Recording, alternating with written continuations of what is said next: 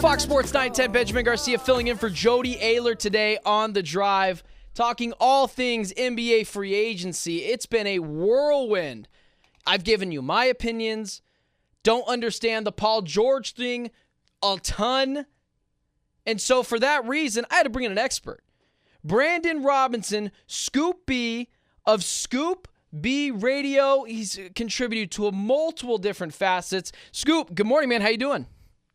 Brother, good morning. Thanks for having me. Oh, I haven't talked to you in a long time. I'd met you just in passing through mutual, acquaintances in this business. It's good to talk to you again. Scoop, my first question is ultimately, I would not only just like to know how this really came to be, but your opinion on the Paul George front. I'm really surprised the 76ers went this route. Not so much that they need a guy like Paul George on their team to continue to win a championship, to build there, but it just feels like two guys, both kind of playoff disappointments, both have dealt with injuries that have led them to miss the playoffs before. Where are you at from this front? And has this always been the matching for the Philadelphia 76ers and Paul George? Well, a couple of things. One, when you look at the 76ers and their performance in the playoffs and even their performance in the regular season, they did not play within their privilege, if you will. And I don't mean privilege in a privileged way. When I say privilege, I mean their roster did not equate to their standings in the NBA's Eastern Conference. And Joel Embiid being out contributed to that. And then when he came back, there was a significant impact. When I look at this Sixers team, Paul George answers a couple of questions and checks a couple of boxes. One, you re-sign Tyrese Maxey on the 5-year deal. 2, Embiid gets some help. 3, Paul George gets a fresh start.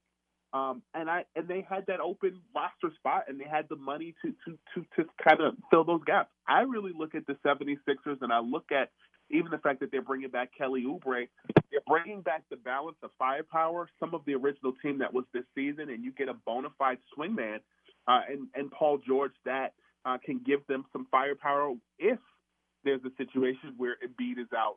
You also bring in Andre Drummond, who, this is his second stint with the Sixers.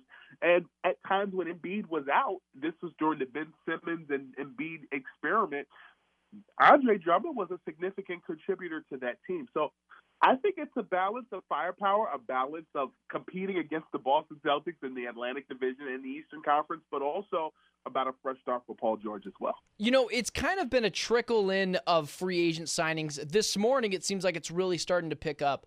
What would you attribute to it's been a lackluster free agency? Is it the new CBA? Is it the lack of big-name free agents? Or is it just a combination of it's a new CBA, let's just wait and see what we're doing, and also a combination of both? Like, there's just not a lot of star caliber players there. What have you been hearing? Combination of things. What you said about the CBA is definitely part of it, and the whole apron-tiered system. You look at today's NBA, the new CBA and the apron system is designed to I don't want to say eradicate, but I do want to say eradicate the 3-tier system of star players. So you have 1 or 2 guys on each team, and it makes the bigger markets have to pay more, and the smaller markets, make the bigger markets allow their players to leave, and the smaller markets have to spend more money. So like the Clevelands, the Denvers, the Utahs, they're going to spend more money, and the LAs, both LA teams, as well as New York, are going to have to let guys go. You saw that today with Isaiah Hartenstein leaving the New York Knicks and going to the Oklahoma City Thunder, right? So you're now making the bigger teams get the adverse or the reverse of what the smaller market teams are doing.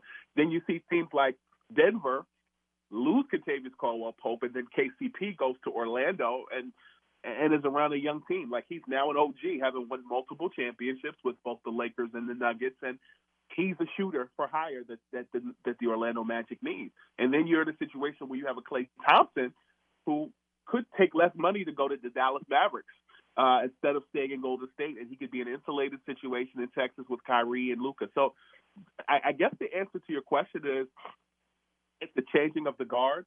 It's especially in a system where you're not having back-to-back champions, at least in the last 5 to 6 years.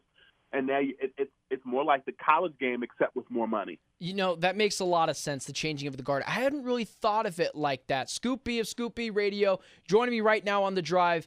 You mentioned the three-player system. I thought it was a great word to use. Basically eradicate that system of the 3-star players on a singular team. The Suns fit that mold. I've been very, very nervous about the Suns' ability to be a free agent destination. Yesterday, a little bit of a positive in terms of that direction. Mason Plumlee signs with the Phoenix Suns. It's a guy who I didn't think they'd be able to get for the vet minimum. So in this roundabout way, are the Phoenix Suns still seen as a free agent destination for vet minimum guys or players to take less to join this team, or is it seen as kind of a tire fire? I think Phoenix will always attract veteran minimum guys or guys that want to play alongside Kevin Durant and Devin Booker. I think in a lot of respects, Phoenix has become what the Lakers were a couple years ago, as well as what the Mavs are becoming, and what the Clippers could become. Guys that want to get a ring and be in a system where they can raise their profile. Kudos to the Suns for re-upping Royce O'Neal.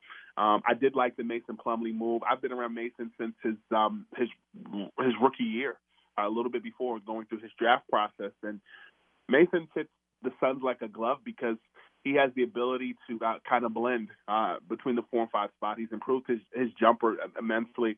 And he also, has a relationship with a lot of those guys, Royce O'Neal and KD, predating throughout his travels. But I think Phoenix is an attractive destination because I think there are some things that you can do. Scottsdale is not a bad place to hang.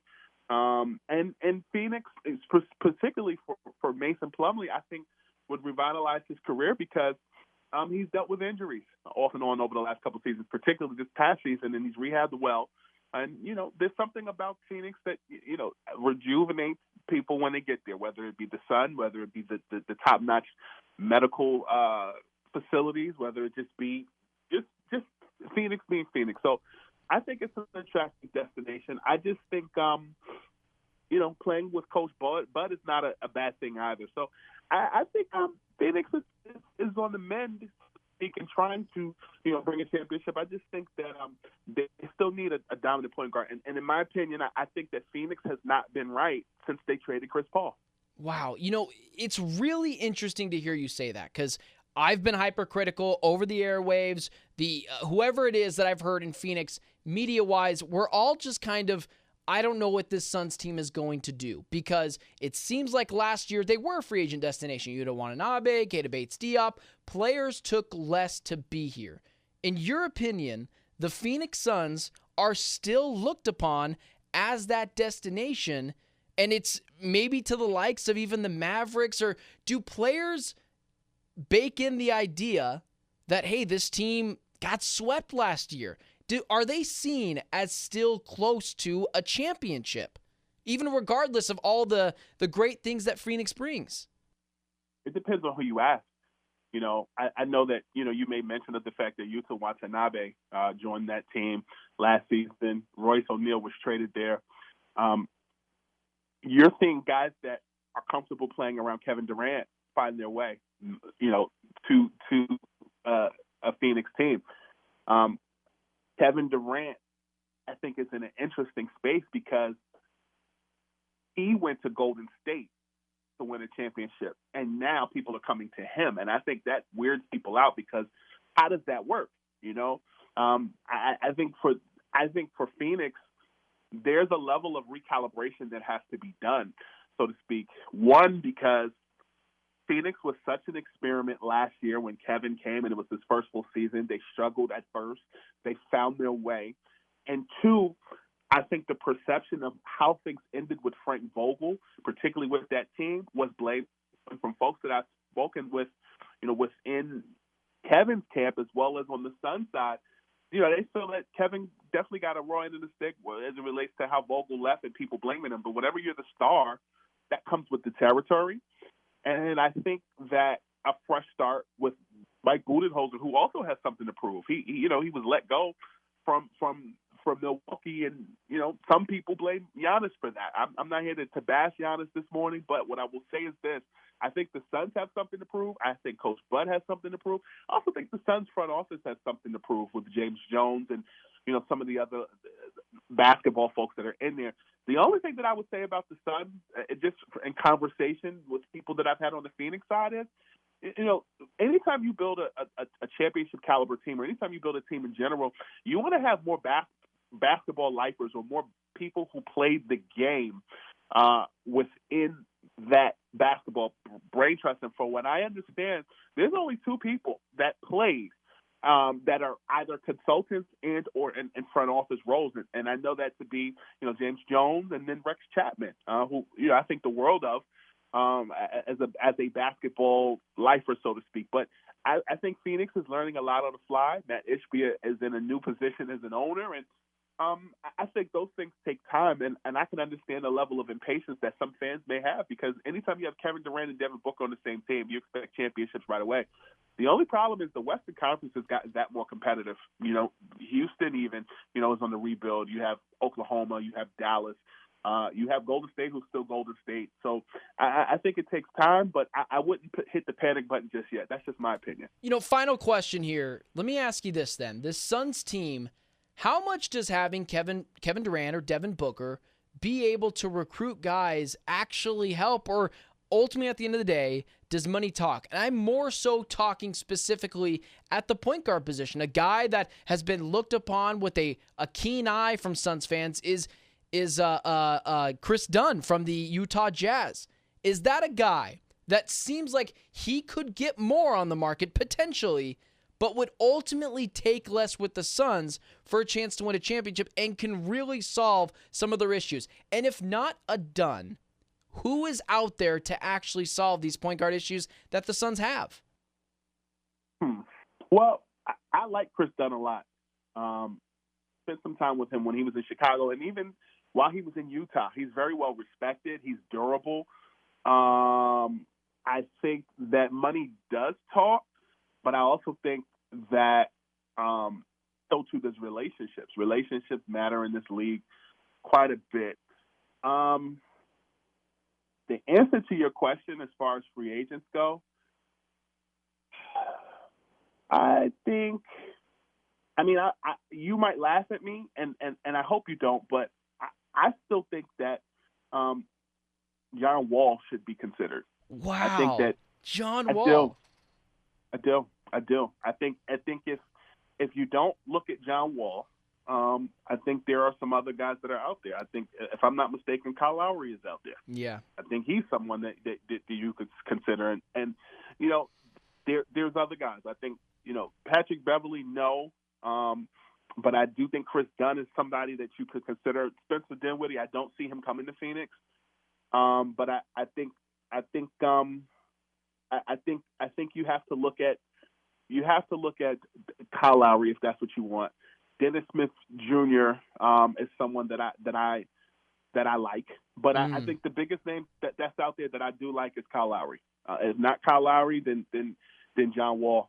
He's done a lot of media and has discussed certain things. I think he and Isaiah Thomas are in very similar situations. You guys know Isaiah well, having spent time with the Suns this past season. I think that John Wall, as a person who has a relationship with some of those guys on that team, I think he makes sense. But just taking a cursory look at some of the guys who are still available, he makes sense to me. So does Patty Mills.